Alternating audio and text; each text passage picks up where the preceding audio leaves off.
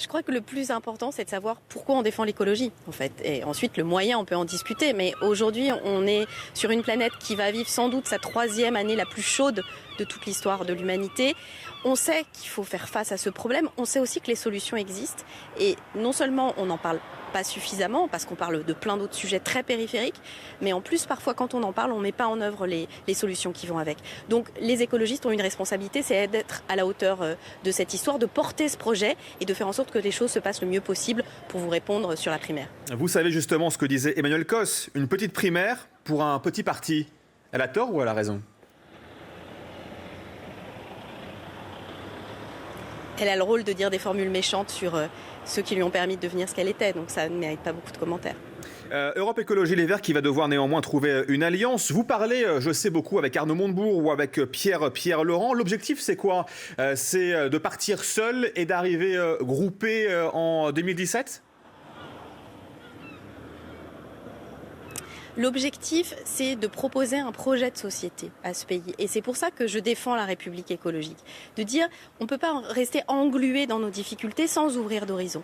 Et dire que les 2 sujets fondamentaux auxquels on doit faire face, c'est l'aggravation des inégalités sociales et la crise écologique. Et là où c'est intéressant, c'est qu'en s'attaquant au 2e point, fondamental, c'est de notre avenir de terrienne et de terrien qu'il est question, on s'attaque aussi à la 2e question. Que si on a la mise en œuvre d'un scénario 100% énergie renouvelable en France, on crée 800 à 900 000 emplois, ce sont les chiffres de l'ADEME.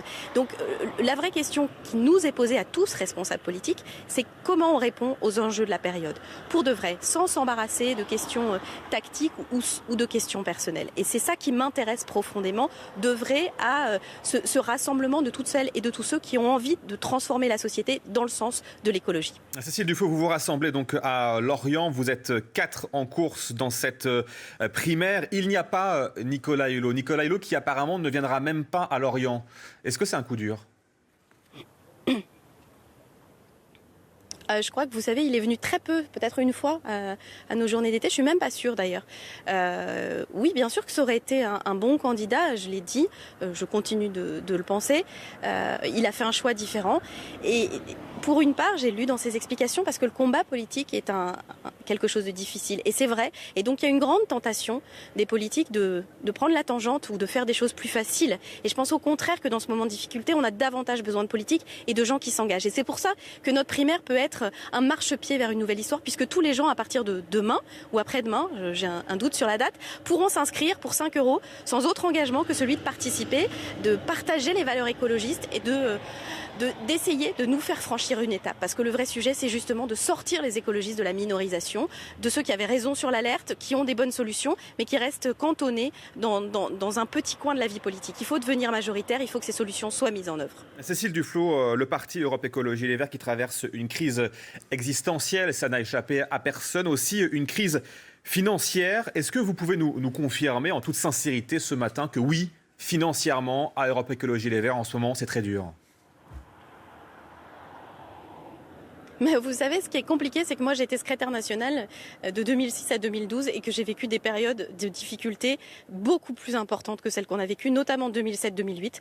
Je peux vous dire que la situation était 10 fois plus difficile et que c'est l'année d'avant les européennes de 2009. Donc oui, bien sûr que la situation est difficile, comme dans tous les partis qui ont participé à la majorité de 2012, le Parti socialiste, le Front de gauche. Pour tout le monde, personne ne s'attendait à ce que 4 ans après, on en soit là. Il y a une forme de douche froide. Donc c'est difficile sur le plan militant, sur le plan financier, bien moins grave que ce qu'on a vécu. Et surtout, je souhaite que la campagne présidentielle qui s'ouvre, je vous ai parlé de cet engagement très libre de celles et ceux qui ont envie de participer à cette primaire, soit aussi un moment où chacun se dit, voilà, je suis capable de donner de l'argent pour soutenir des candidats. Que le candidat ou la candidate écologiste que je souhaite devenir ne sera pas otage des lobbies ou de quelques-uns, il sera comptable de ceux et celles qui seront engagés à ses côtés, y compris financièrement. Un dernier mot, Cécile Duflot. Yannick Jadot, hier sur ce plateau, avant-hier plutôt, me disait « Je suis le meilleur candidat pour incarner l'écologie en 2017 ». Vous lui répondez quoi ? Et est-ce qu'il y a en ligne de mire aussi peut-être une division au sein du parti qui commence déjà à s'amorcer ? Est-ce que ce n'est pas un peu dangereux ? Oh non, pas du tout. Alors moi, je considère tous les candidats comme des futurs colistiers. De toute façon, le sujet, c'est de faire campagne pour l'écologie. Si j'ai décidé d'être candidate, et je l'ai dit dans ma déclaration de candidature, c'est parce que je pense additionner des qualités, et notamment l'expérience que je n'avais pas en 2012. Et j'avais dit des choses qu'on m'a beaucoup reproché. J'avais dit je me sens pas les épaules. Moi j'ai une cohérence dans mon parcours, une cohérence dans mes engagements et puis j'ai aussi maintenant une vraie solidité. Je pense que la période qui s'ouvre va être difficile politiquement mais qu'on a besoin de gens résistants, loyaux et fidèles à leurs convictions. C'est ce que je suis, mais je suis sûre que nous serons nombreux d'ailleurs, inconnus et connus, et c'est avec tous ces gens-là, avec toutes ces femmes et tous ces hommes qui travaillent au quotidien, qui ont envie de faire bouger les choses, que j'ai envie de faire campagne.